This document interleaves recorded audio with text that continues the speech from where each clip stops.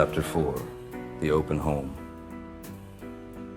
Saturday morning, I was sweating gin through my eyelids and blinking at the sun like a cursed groundhog. I'd been out the night before, a vague memory. Now here I stood inside Unit 4B of the Palms on Grafton, hungover, enough to taste colors, praying to God no one noticed the film of jungle sweat pooling beneath my collar. This open home was my punishment. Unit 4B was functional. A two-bedroom, split-level cracker box with aluminum windows and a tile floor that screamed post-divorce survival bunker. The smell was equal parts ceiling fan dust, aged dish soap, and the faint memory of cigarettes smoked indoors under emotional duress.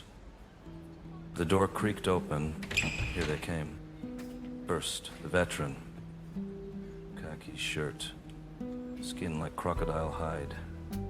His name was Reg. No surname, just Reg.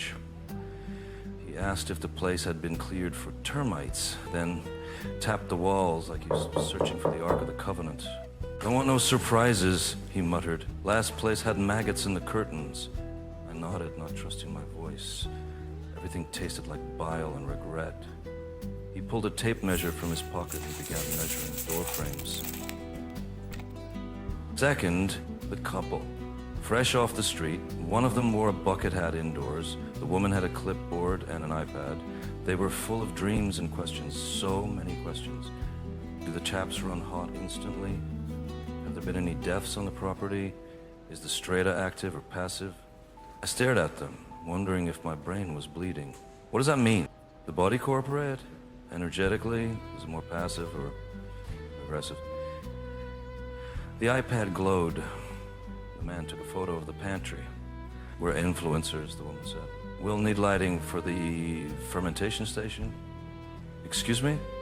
"Kefir, bone broth, mushroom teas." Shook my head. The mere thought of mushrooms brought flashbacks of Trevor and triggered a gag reflex in my throat. Third, the tech nomad, wiry, pale, eyes like two caffeinated hard drives, claimed to work remotely in blockchain lifestyle commodities. I just need solid internet and no surveillance. CCTV? No. Drones? He scanned the ceiling suspiciously, tried to climb onto the kitchen bench to check the light fittings. "I'm on a list," he whispered, "but not that kind of list." He handed me a business card. It was just a QR code and the phrase, "No masters, no NBN."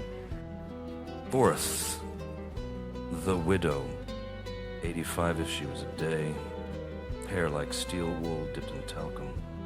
She moved through the unit like a ghost, touching walls, muttering prayers in Italian, eyeing the floor tiles as if they might tell her how she would die.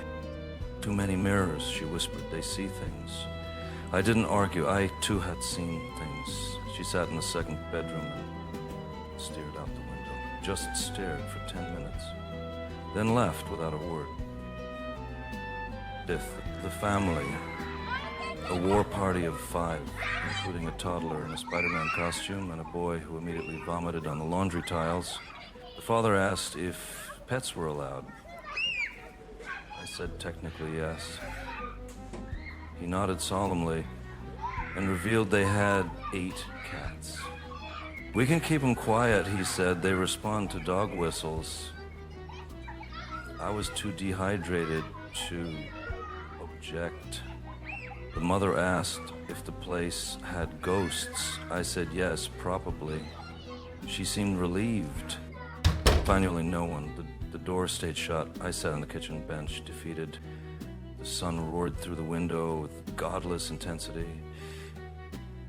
I cracked a warm solo and contemplated leaving the industry to raise ducks in the mountains.